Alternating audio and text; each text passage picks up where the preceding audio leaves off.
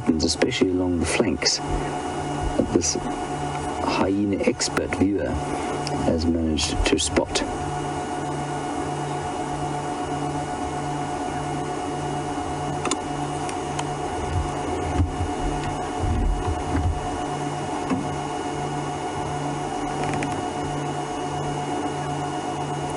And just to make sure, it's not that I don't, I haven't forgotten the name of this viewer. She hasn't sent it through to us. So if you would like to identify yourself, I'm more than happy to give you a very happy and grateful shout out. If you would like to remain the anonymous hyena expert, that's also absolutely fine. So that's what's going on here. So let's sit here for 5 minutes. Then I think either I will pop across to the other den unless Jamie wishes to go there. I'm not sure if she wants to or not. I'll ask Final Control to ask her. There's no reason that I should monopolize the hyenas. And we'll head across there and just see what's happening there. I'll be interested to see if June, used to be May until 5 minutes ago, is there, or if this is in fact her. There's an incredible shot of the pads there, and you can see how close together they are, and that's the most and how kidney shaped. So those kidney shaped outer pads are of course the most distinctive things you see when you're tracking hyenas, or when you're driving along and you see tracks and you think, oh, maybe they're leopard. And even if you just see the outside scuff of one of those toes, they're easily identifiable from the kidney shape there on the pads. Also, the claws will show 99% of the time, which of course in the cats they won't.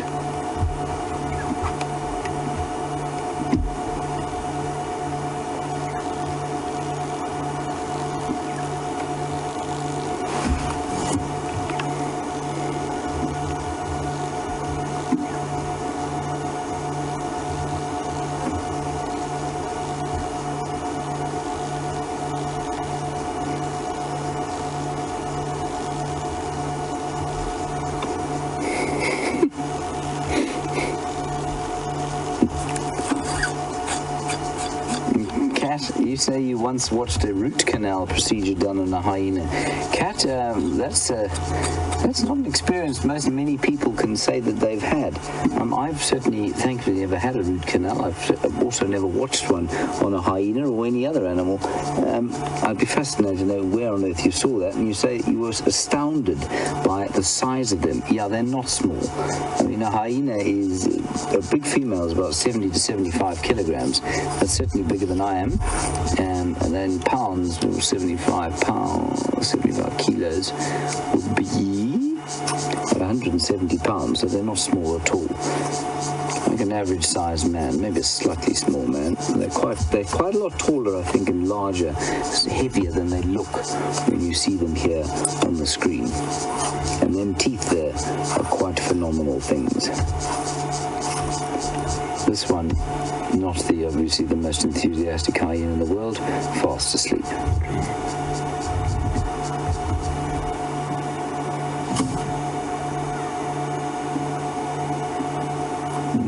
All is at peace.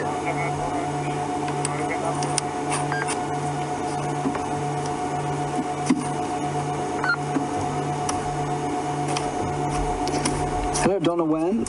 Interesting question. Are we sharing the videos that we're getting at these hyena dens with experts? Not at the moment, no. It certainly would be available to anybody who wanted to come and do hyena research. We would more than happily share the videos with them. But at the moment, there are no research projects on hyenas going on in this area. So were we to see something absolutely, completely out of the ordinary that nobody had ever seen before, absolutely would try and get hold of a university or a think tank, possibly the University of Pretoria. They've got a great mammal demography unit there. We'll try and get hold of them. But at the moment, there are no specific hyena projects going on here. Like I say, were any hyena researchers to come to us and say, could we have some footage, I think we'd be more than happy to give it to them. Thank you, Donna Wayne. Good question.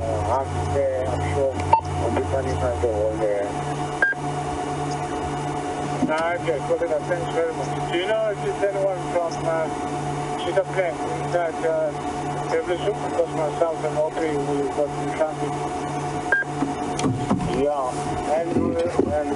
Alrighty, I think that we should leave this for the next little while, head across to the other dam, to the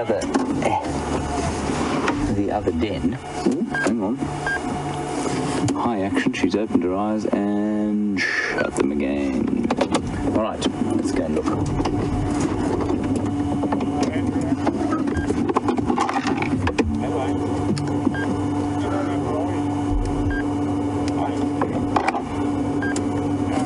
Alina, just to clarify, you say if May is a male, we should possibly call him a male.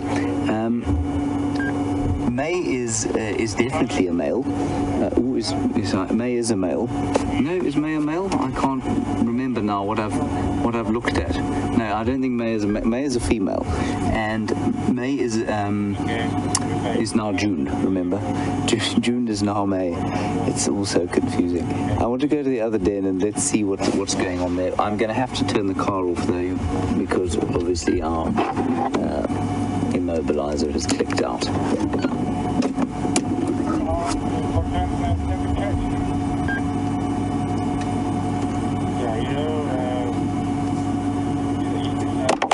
Okay, apparently Jamie's a bit busy, so we can't go across to her right now. So we are going to sit here.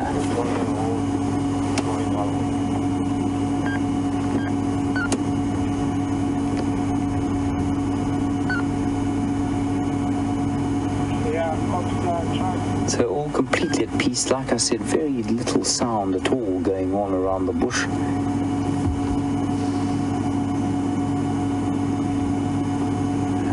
That's simply a function of the heat. As Brian and I were saying as we were driving along here, it feels harsh. You know, normally in summer there's some kind of build-up of cloud to the west or to the south, and there's an expectation of moisture and rain and a breaking of the heat. But now it just continues on and on and on. Right, so there is November the male. Son of Pretty, thank you to our anonymous hyena expert, and then little D1 and D2, who she reckons one's male, one's female, but that is unconfirmed. If I sneak through here, we'll get a view. Just sneak through here, and of course, so far the most dominant you see here is Cookie Ruff margin.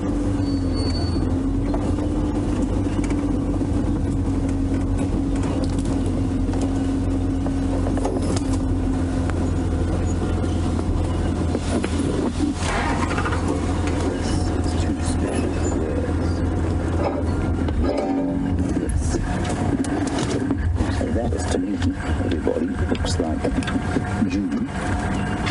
Used to be May.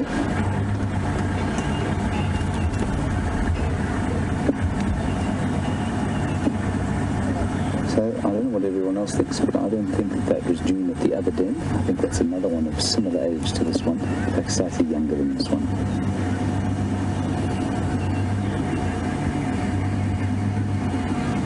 But the other interesting thing, of course, is that the anonymous hyena expert pointed out that the male we saw the other day that was injured had a bitten ear and he had a bitten foot is in fact a dominant male in this clan, because he's not necessarily dominant at all, in fact, but he has definitely been seen mating with a number of the hyenas in this clan, the females. That's Corky's son or daughter.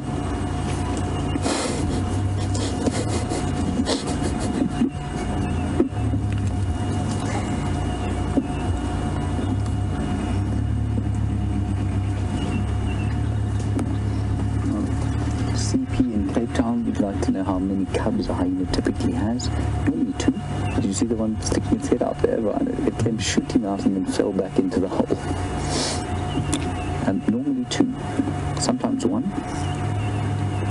And normally, if they're a high-ranking female who's given birth, a female cub, if there is a female cub, She will kill her sibling.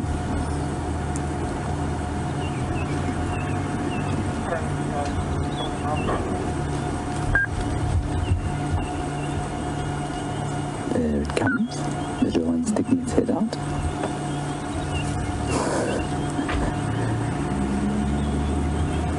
Now, D1, December 1, has got a little white sock on his left foot. Or her foot.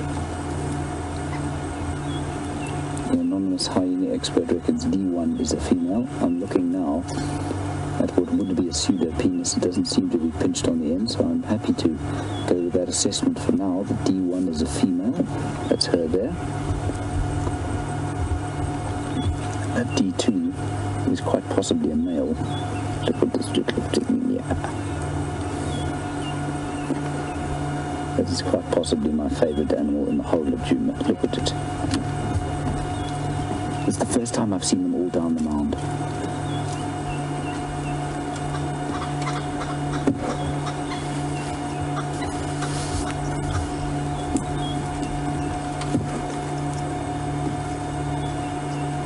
Sandy Lee, if you're interested to know if there might be some other suitable den sites around here. Yeah, there are 3 or 4 other den sites that we know of that they've used.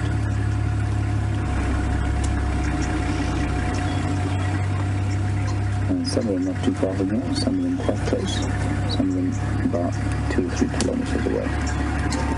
This is spectacular, people. I've never seen them down like this.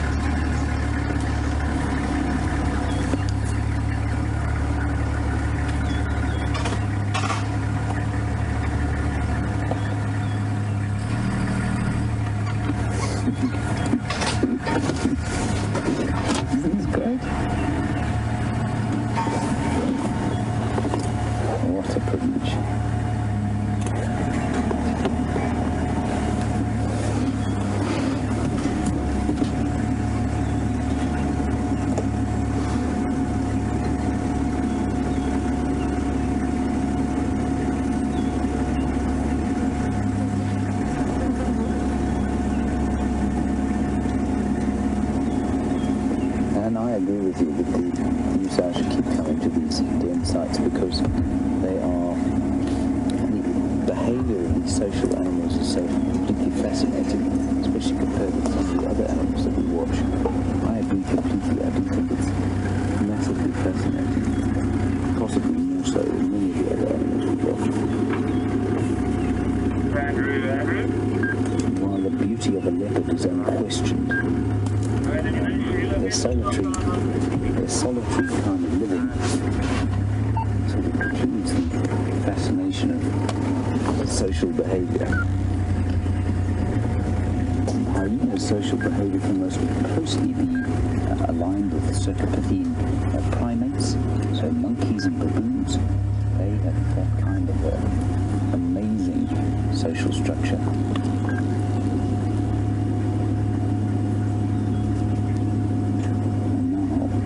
Hyena to ourselves again, which is of course how it should be. I'm being very selfish, of course.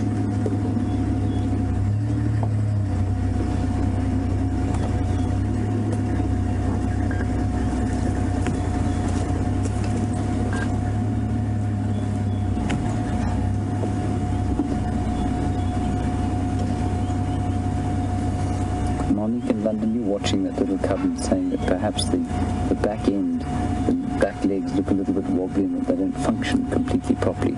Monique, no, I think you're absolutely correct in saying that is because they are young and still learning to use them. I don't think that there's anything amiss there at all. It's entirely normal to me.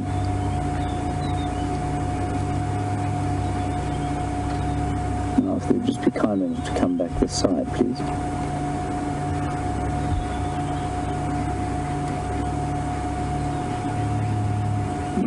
Just wonderful stuff.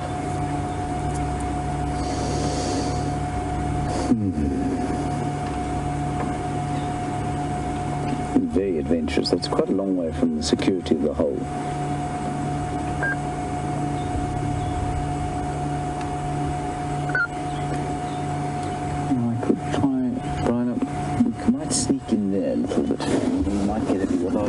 round the other side. Corky is round the other side, so maybe let's go round the other side for one last view. It's getting starting to sort of darken a little bit, and we've only got a few minutes left.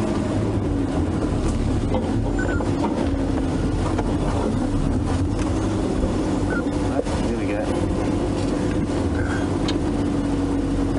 Right coming back here.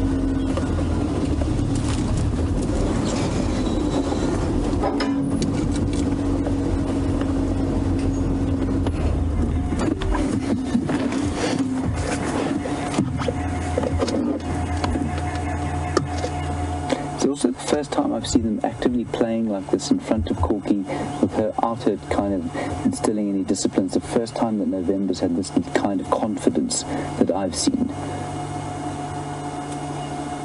Normally she's very reticent.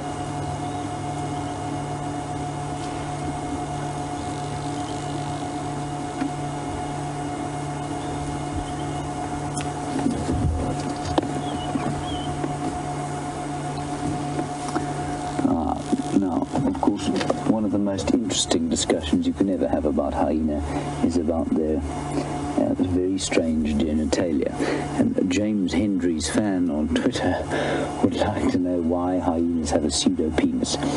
We don't actually know for sure, but we think it has something to do with the fact that in order to dominate kills, in order to get enough to eat, so that they could produce enough milk to feed their cubs, the female hyenas in the social arrangement needed more testosterone, and they needed to be bigger than the males, and the testosterone has created a situation whereby they have a pseudo-penis. It's a kind of what's the word I'm looking for? It's not a throwback, but it's a consequence, and perhaps it will look. Hello. Do you want to come home with me? Yes, not very sweet. But you can't come home with me. You must stay here. You're smelly then. There you go. And so, the way it works with a pseudo-penis, James Hendry's fan, is that it's actually a bit of a, possibly an unintended evolutionary consequence, and it certainly is the best way to sort of describe how that works is that it's dangerous for a hyena to give birth.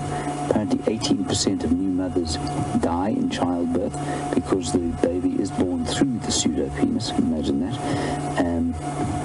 This little one is fascinated by the car, and so it's difficult to find an evolutionary reason for why they should have that unless it was an unintended consequence.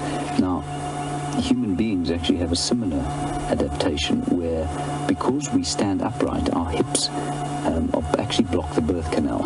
Now, of course, until the sort of early, or probably mid-20th century, it was extremely dangerous for a human female to give birth. One of the most dangerous things a woman could do, because the birth canal, unlike our most other mammals, does not go out behind the hips. It goes through between the hips, and it's very dangerous for the baby. It's very dangerous for the mother, and that's a consequence of us being bipedal, of us needing to walk on two legs. I suspect it's a similar unintended evolutionary consequence with the pseudo-penis. It's the best answer I can give you, I'm afraid, James Hendry's fan. But I think it's probably accurate.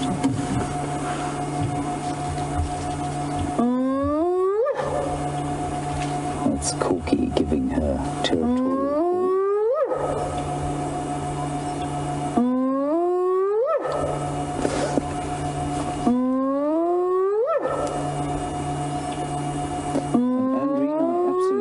it's almost impossible to keep up with the family tree here. But by way of quick summary, Corky seems to be the most dominant female that we have here at the moment.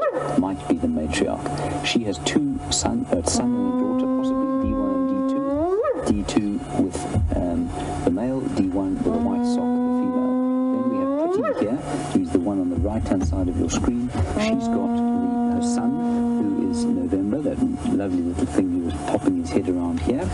Then, to the left of your screen, semi-adult, I think, is June.